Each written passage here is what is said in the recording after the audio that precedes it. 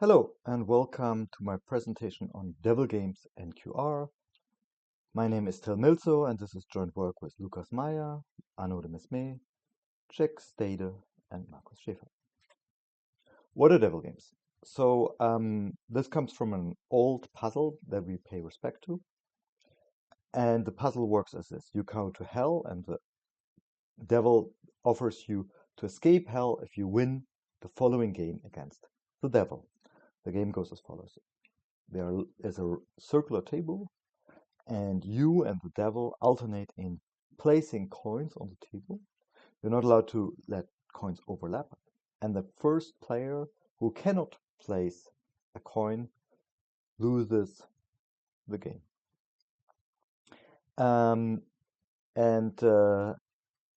So we generalize this game and we say devil games are for us games where two players take alternating turns. We call the two players human and devil, and we assume that the human starts, and that there's a continuum of options. So you can think of, if you place a coin on the table, there's really an infinite number of options where you place the coin. The second term from the title is QR. To explain QR, I have to explain what the first order theory of the reals are. So these are all the true sentences that look like this. So here I can multiply variables, I can add variables, I can compare variables, I can have implications, I can square stuff. And all variables are real quantified. So I either want to know whether something's true for all variables or there exists such a value for the variables. And I can have any quantifiers in any combination that I want. So this is really a broad language. And interestingly, we know that FOTR can encode every problem that takes exponential time. So specifically, someone defines this class star, which stands for space-time alternation. If you have 2 to the n time and n alternations, for those people who know what it is, on an ordinary Turing machine, then you can encode this problem linearly into FOTR, or this language linearly into FOTR. So it's quite powerful. And then QR stands for Quantified Reals, and just as everything that reduces in polynomial time to FOTR. That's how we define this class. And the name Quantified Reals comes from the fact that we can use any type of quantifier that we want. So the previous classes that existed are called existential theory of the reals, ER. Where we had only existential quantifiers. Then there's also for all R, where you only allowed universal quantifiers. And QR, you can use any quantifiers. And we show that the packing game is QR complete. So what is the packing game? So you have two players, the human and the devil, and you alternatingly place pieces into a container.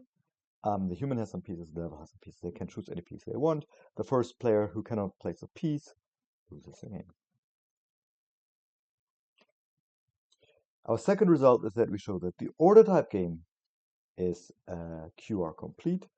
So order types are a way to describe abstractly point sets. So 3 points PQR. The third point R can either be on the right or on the left, defined by the line PQ, or it could be on the line defined by PQ. And then we say the order type of these 3 points is either positive, negative, or is 0. And an order type of a point set that describes for every triple that orientation, plus, minus, or 0. And then in the order type game, we've given a numbering, like the first point, the second point, the third point, the fourth point, the fifth point, and so on. And the devil and the human, they place alternatingly those points. So given they have to respect the order type, and so that each step gives them some freedom in how they place a point. But at some point they may have no choice. And this game is also QR complete. The third game that we show is QR complete is a planar extension game. Here we've given a planar graph, and part of it is already drawn, so that's why we call it extension. So here you see the fat black edges, they're already drawn, and then the remaining vertices that are not drawn yet, those are numbered 1, 2, 3, 4. And again, alternating, the human and the devil have to place them. And again, they have a continuum of choices, and they have to respect planarity, so they avoid crossings. And our theorem is, this game is also QR complete.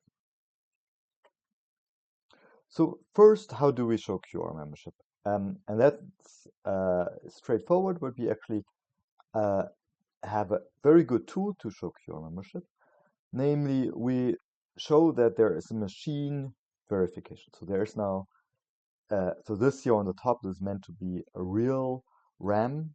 So you have real registers and word registers, and you have an algorithm. So you can imagine this as being like a computer, but it has like memory cells that can store real numbers and memory cells that can store integers. And then a language is in QR. If there is this alternating set of witnesses, challengers. So for maybe, NP, you have just a witness, but now you have also a challenger, and they can alternate. And at the end, you just have an algorithm that verifies if the witnesses and challengers are correct. And if that is the case, then this is the yes instance, otherwise it's no instance. This is a little bit abstract, so let me give an example. So we want to show QR membership of packing.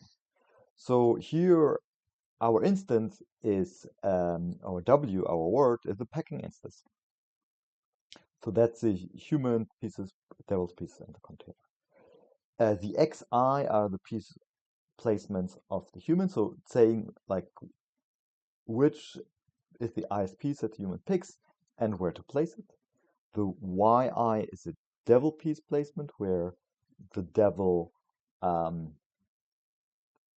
picks their ISPs and where to place it. And then the algorithm checks that after each step there's no overlap and the pieces are indeed in the container.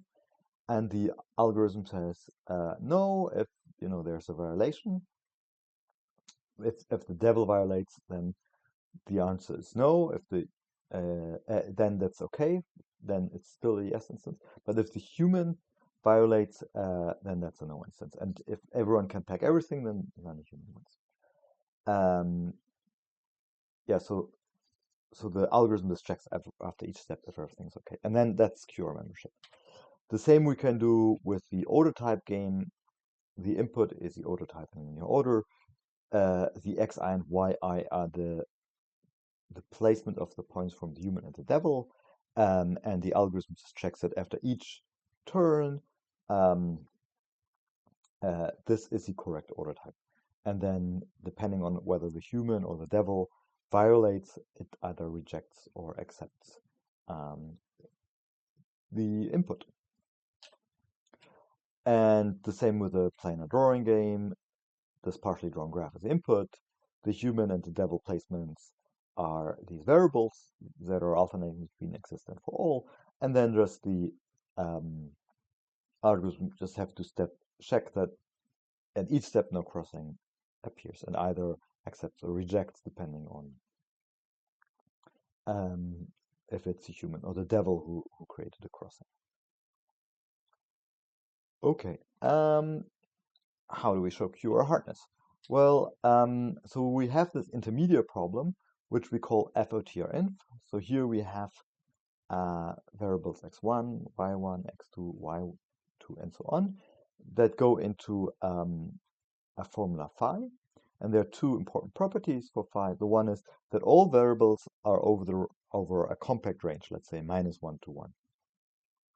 And that phi is just a conjunction of the constraints x plus y equals z, so an addition constraint, or an inversion constraint x times y equals 1. And a conjunction just means many of those constraints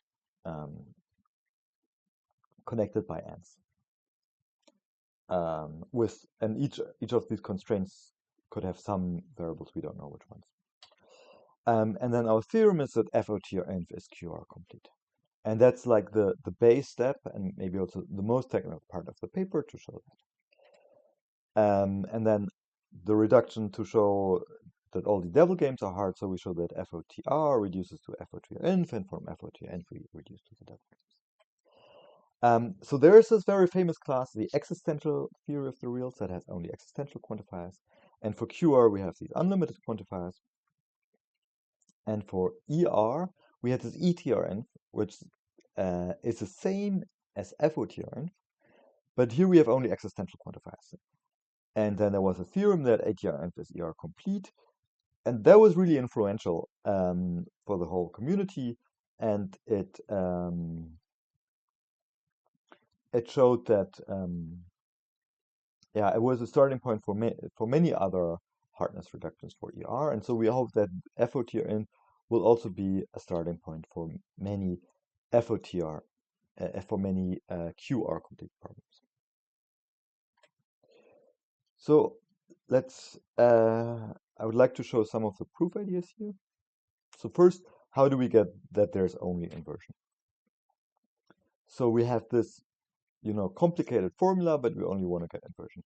And the trick is, whenever in the formula there exists something like x times y, we replace this y in new variable v, and then we add this constraint b equals x times y. And we do this everywhere with all the additions and all the multiplications, and then we end up with a very easy formula. We also have to get rid of the ors and the implications. None of this is very difficult, but that's the spirit. We replace step by step, and then we have only this addition and multiplication constraints. So the question is, how do we get rid of the multiplication constraint? And one trick here is that multiplication can be modeled using squaring. And here we have a equals x plus y, b equals x minus y. If you take a squared minus b squared, you come up with 4xy. And so if you have only squaring, you can simulate multiplication. And then squaring can be simulated using inversion, using this formula. And of course, there's a lot of more work that you have to do, but yeah, that's a trick.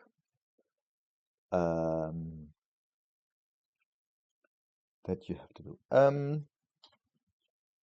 And that was done before. Actually, already in the 1960s, they knew that you could do this, but it wasn't applied in this context.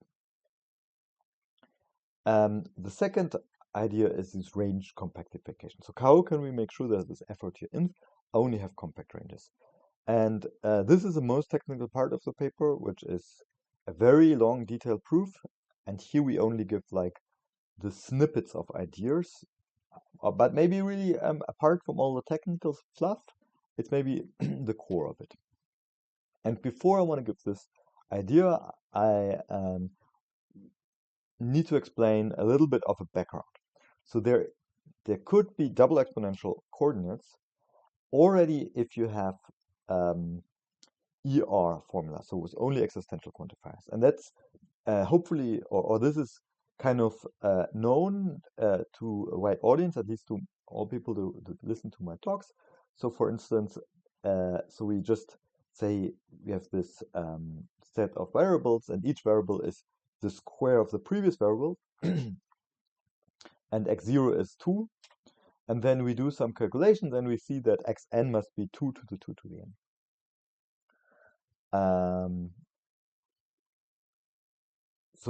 So even if I know that I would have an integer solution, and I have just existential quantifiers, I may need double exponentially large coordinates for the solution.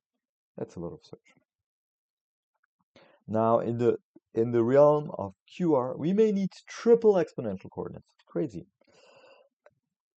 So we can create this formula phi n, which is dependent on two variables, that says x is y to the 2 to the 2 to the n. So if I plug in y equals 2, then I have x equals 2 to the 2 to the 2 to the n. So triple exponential, quite large. And the idea is very simple.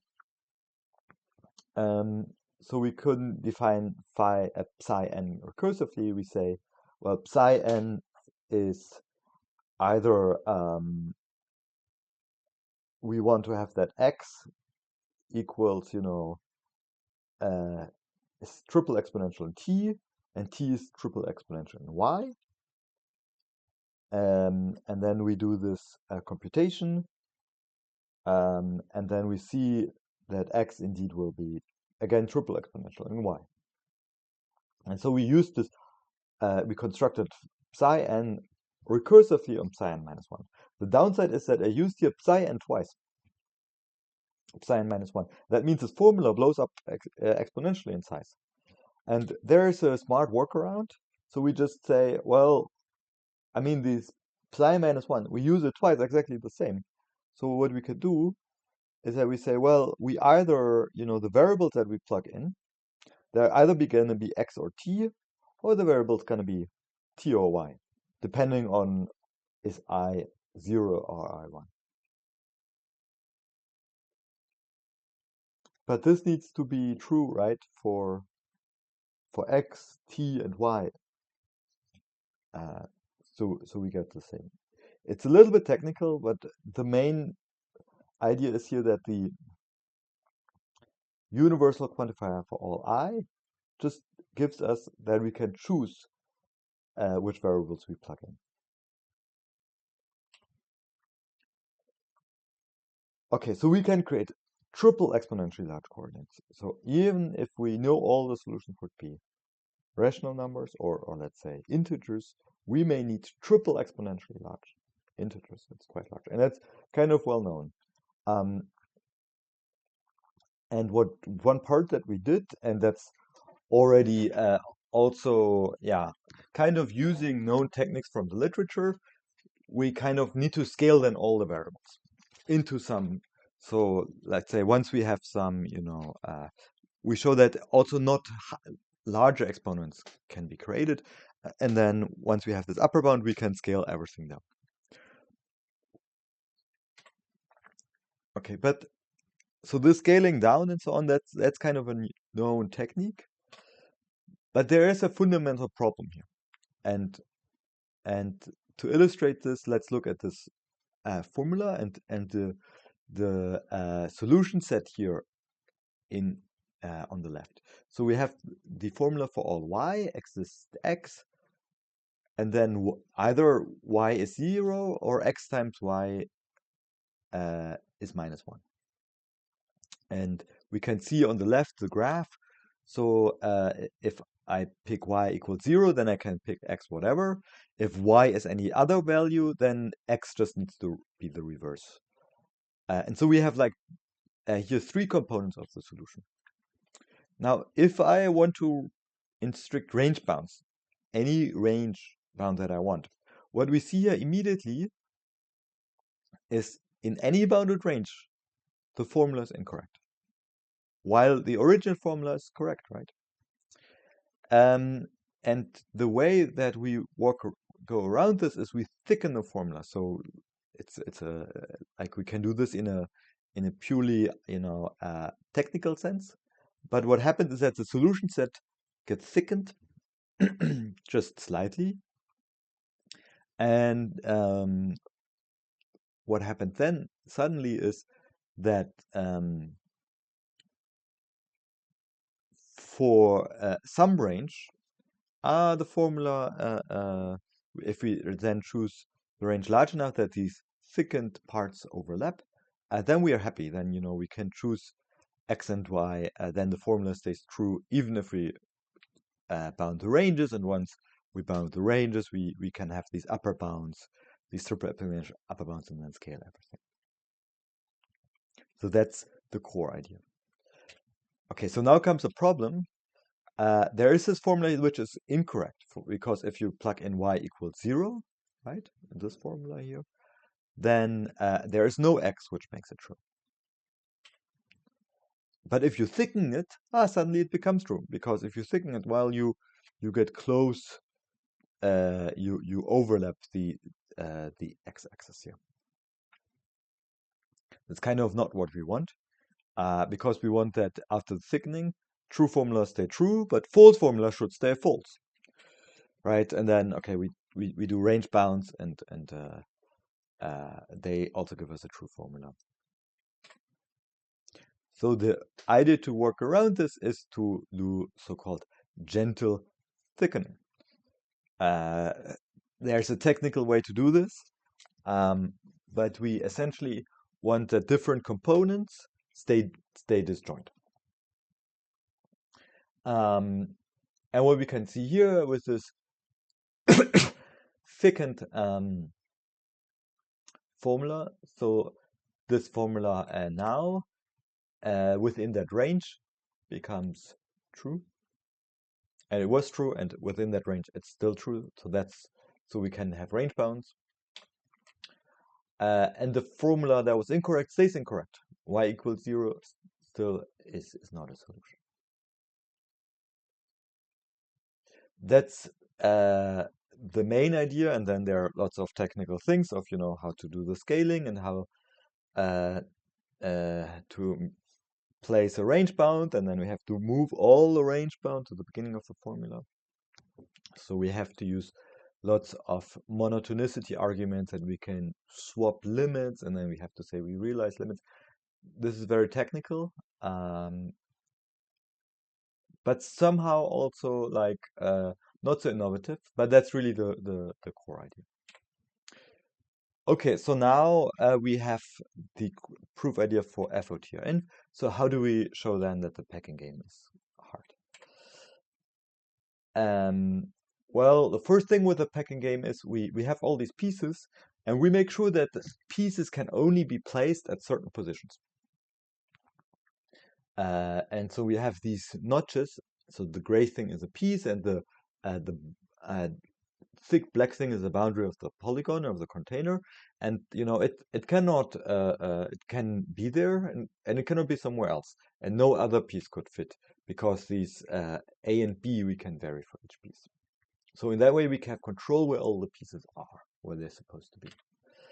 And then we encode variables, we encode addition gadget, inversion gadget, we have these lanes that transport the variables, and we have crossings. And that has all been done before in the setting of ER, where we have existential variables. And this is, for instance, how an addition gadget looks like. So x plus y equals z here. And if you play around with it, you can see that the z piece moves, continuously with the x and y piece in the right way. And here we have the inversion gadget, and these have been done before at several places. Yeah, and here at the last you see some crossing gadget. Yeah, but so all of this has been done before, and we sketched it, but somehow what the big difference is that we now have this alternating of the devil and the human. And so what we have to really be careful with is that the devil and the human place the variables in the correct order, right? So we want that first the human, or I guess here the devil, places their variable piece, and then the human places their variable piece, because we want to simulate this alternation. And for this, we have these really big boxes, and there we say, okay, there the variable pieces come in. And so let's say the devil violates, and the devil says, I play my variable piece not in the biggest place. And then the human can block the biggest place, and the devil will never be able to place piece 1, because there's just no place available where piece 1 would fit. So one of these big boxes then also need to stay empty. And this box is so big that all remaining pieces can fit in there. And then the human will win. So that's why neither player has an incentive to deviate, despite the fact that we don't give an order. And then the human will satisfy the remainder of this engine. So because if things are satisfiable, the human has incentive to do this. If things are not satisfiable, then the human cannot do this. This is already true from the previous reductions. And the devil will just play some random distractor pieces that can only go at a certain part of the polygon, and the devil doesn't have any choice. And it doesn't really matter what the devil does after all the variable placement. That was it. I'm not giving all the proof overviews of the others. They're running in a similar spirit. And with this, I would like to thank you for your attention.